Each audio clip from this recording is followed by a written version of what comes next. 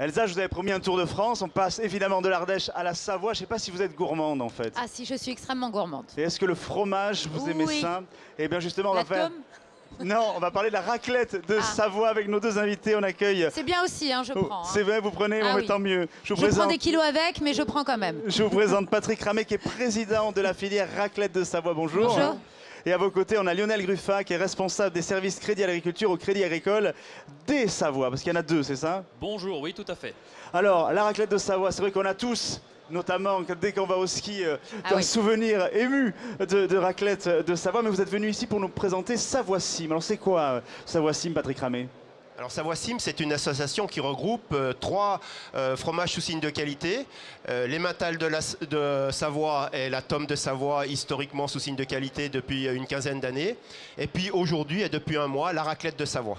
Donc c'est une association dans laquelle ces trois fromages mettent en commun des moyens administratifs, financiers, juridiques et de contrôle. Mais chacun conserve par contre son propre cahier des charges et sa propre démarche d'évolution. Ça veut dire que c'est aussi un moyen de faire la promotion de la raclette de Savoie? Alors l'IGP et l'obtention de la raclette de Savoie, aujourd'hui c'est une opportunité, c'est l'aboutissement d'un chantier dont l'objectif est de créer de la valeur et de ramener de la valeur sur les Savoies. On a positionné clairement cette IGP, mais comme beaucoup de produits sous signe de qualité, avec un triple qualificatif. D'abord on veut parler de l'histoire, c'est un héritage, voilà, c'est un territoire et c'est un héritage. La deuxième chose, c'est une qualité objective reconnue par ce signe de qualité. La troisième chose, c'est un système de contrôle et une garantie auprès du consommateur. Et un cahier des charges, parce que ça part de là. Et un cahier des charges, voilà, ça part de là. Et justement, quels critères? C'est des critères que vous fixez vous-même dans ce cahier des charges? Bien sûr, bien sûr. Les cahiers des charges sont différents d'un produit à l'autre. Nous, on a voulu mettre en avant plusieurs choses. D'abord, l'ancrage au territoire au travers de l'autonomie fourragère sur les exploitations agricoles, la mise en avant du lait cru et des races locales, Tarine, Abondance et Montbéliarde. Et puis, ce sont ensuite des éléments de qualité intrinsèque du produit voilà, qui sont mis dans le cahier des charges, dont je peux également vous parler si vous souhaitez. Non, mais on parle aussi j'allais dire, de zone géographique qui est définie. Là aussi, elle s'arrête elle commence où, elle s'arrête où? Il y a une zone géographique délimitée dans cette reconnaissance en IGP. C'est essentiellement les deux territoires savoyards dans leur ensemble, mais c'est aussi une vingtaine de communes de l'Ain et de l'Isère qui sont rattachées historiquement au système savoyard, également avec des enquêtes au niveau de la topographie et du sous-sol, etc., qui ont justifié ce rattachement de ces 20 communes au système savoyard. Pour avoir justement une indication géographique protégée comme celle-là, il faut combien d'années pour pouvoir l'obtenir? Alors cette démarche, c'est plus d'une quinzaine d'années de travail, de réflexion depuis le départ. C'est 8 ans d'instruction au niveau français et européen. C'est énorme. Voilà, au niveau de l'INAO, puis depuis 2 ans au niveau de la Commission. Voilà, voilà ce cheminement, donc c'est relativement long. Et au niveau du goût alors, c'est comment? C'est la meilleure. La raclette de Savoie, on essaye de la qualifier avec quelques termes. D'abord, on dit qu'elle a du goût, elle fait plaisir sans être salée. Et c'est important parce qu'on sait que le sel, c'est parfois le moyen de cacher un certain nombre de défauts. Ensuite, une des caractéristiques de la raclette de Savoie, c'est qu'elle est capable de dorer, de fondre, sans faire d'huile. Voilà, et on sait que c'est un des défauts souvent des raclettes, c'est de faire trop d'huile. Justement, je vous propose de le découvrir dans le sujet qu'on a tourné spécial raclette de Savoie, un sujet d'Anne-Sophie Lefage. Plat convivial des tables d'hiver, l'incontournable raclette, plus précisément la raclette de Savoie. Bénéficiant désormais du label européen Indication géographique protégée, gage de qualité lié au terroir. Le cahier des charges de l'IGP Raclette de Savoie est très précis, notamment sur les races de vaches, exclusivement Abondance, Montbéliarde ou Tarentaise. Au GAEC du Chaudron, qui produit près de 800 000 litres de lait, ce sont des Montbéliardes. Donc, le cahier des charges impose plusieurs choses. Donc, tout d'abord, les races de vaches. Ensuite, il y a en termes d'alimentation du troupeau, donc une part d'herbe dans l'alimentation estivale qui est obligatoire. Au moins 50% de la ration pendant 150 jours. Il impose l'autonomie alimentaire, donc au niveau fourrage pour les vaches en lactation. Concernant les concentrés, donc là, nous devons répondre à une certaine charte pour les aliments achetés. Les OGM sont interdits. Le fromage à raclette de Savoie est fabriqué avec du lait cru, ce qui impose un certain nombre d'exigences en termes de qualité et d'hygiène. À la coopérative laitière de Massingy, près d'un fromage sur 2 produit est une raclette de Savoie. Le processus de fabrication, c'est de transporter le lait le plus rapidement possible à la fromagerie, de le conserver dans de bonnes conditions, c'est-à-dire à des températures froides inférieures à 4 degrés, et ensuite de le réchauffer à la température d'empésurage, vers 33-34 degrés. On mature le lait avec des ferments. Ensuite, on met de la présure. On obtient un gel homogène. Ce gel, on le coupe et on va obtenir un mélange de caillé et de sérum comme il y a ici dans la cuve. Donc ce mélange, on va le chauffer pour faire sortir le lactosérum et on va le brasser pour obtenir un grain suffisamment égoutté et le mettre en moule après. Après la fabrication, l'affinage. Pour une raclette de Savoie de qualité, les fromages sont affinés au minimum 8 semaines sur des planches d'épicéa. Les meules de raclette de Savoie sont régulièrement goûtées par des fromagers.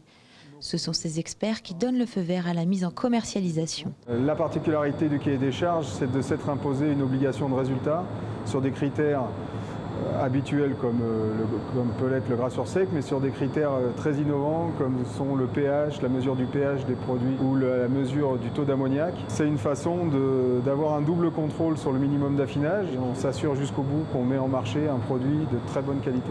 La raclette de Savoie a même sa tournée, le Raclette de Savoie Show. Organisé par le syndicat de la raclette de Savoie, cet événement a pour objectif de faire connaître les qualités du fromage à raclette. De Savoie, bien sûr. L'occasion de mettre en avant les qualités indéniables de la 239e IGP française sur les 1400 produits protégés au niveau européen.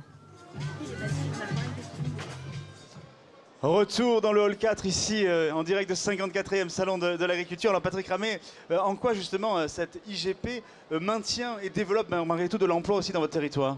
Alors je vous ai parlé de ce qu'était l'IGP d'un point de vue de son histoire, de la qualité et puis du contrôle, mais c'est aussi un outil économique et c'est très important pour nous. Moi je présente toujours la raclette de Savoie comme un outil supplémentaire dans notre ambition de créer et de développer de la valeur pour l'ensemble des acteurs de la filière laitière savoyarde, que ce soit des producteurs, les 650 producteurs, que ce soit la dizaine de coopératives, la petite dizaine de transformateurs ou les affineurs savoyards. Une ambition de développement en termes de volume et en termes de montée en gamme et de notoriété. On a l'ambition d'être la raclette premium dans un marché qui est relativement concurrentiel. Voilà. Lionel Gruffat, alors vous qui êtes le banquier sur ce plateau, je suppose que quand on doit accompagner le développement d'une IGP pendant 15 ans, on outrepasse son rôle de banquier, c'est ça ? C'est vrai que pour ce qui concerne le Crédit Agricole des Savoies, on a l'habitude de suivre de très près les travaux de nos agriculteurs. Et puis sur ce chemin qui est long et tortueux de l'obtention d'une indication géographique protégée comme celle de la raclette, on a suivi d'autant plus dans les dernières années les avancées. Mais au-delà des producteurs, nous avons tenu à soutenir toute la filière et encourager les réflexions, y compris au niveau des transformateurs, pour que l'agriculture et l'agroalimentaire forment un tout et permettent justement de faire connaître et puis de valoriser ce produit. Alors justement, quelle plus-value, quelle expertise vous apportez à ce type de démarche ? Eh bien, beaucoup d'argent. Oui, déjà de l'argent.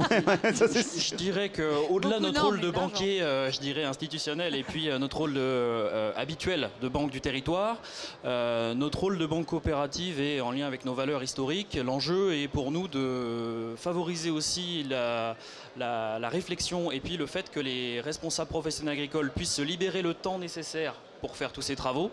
C'est-à-dire que pendant des années, on accompagne le fait qu'ils puissent prendre du temps pour travailler et puis réfléchir à ces projets structurants. Et au-delà de tout ça, en tant que première banque des Deux-Savoie, on a en face de nous une magnifique population avec nos 700 000 clients. À titre particulier. Vous faites la promotion de raclette de Savoie auprès desquels, bien entendu, on démarre dès aujourd'hui avec la bonne nouvelle qu'on a obtenue sur cette IGP à mettre en avant auprès de tous nos clients, nos collaborateurs salariés du Crédit Agricole des Savoies bien sûr, mais au-delà de ça, tous nos clients particuliers qui connaissent le produit, qui connaissent la raclette, mais qui ne connaissent pas forcément toujours la spécificité de leur territoire et la spécificité de ce produit et des producteurs savoyards. Et ça peut aller jusqu'au e-commerce, jusqu'à la vente en ligne ? Puisque vous ouvrez ce chantier-là, nous avons mis en place des outils pour, avant de parler de la vente en ligne, puis ça on laisse faire le travail aux producteurs et puis aux transformateurs.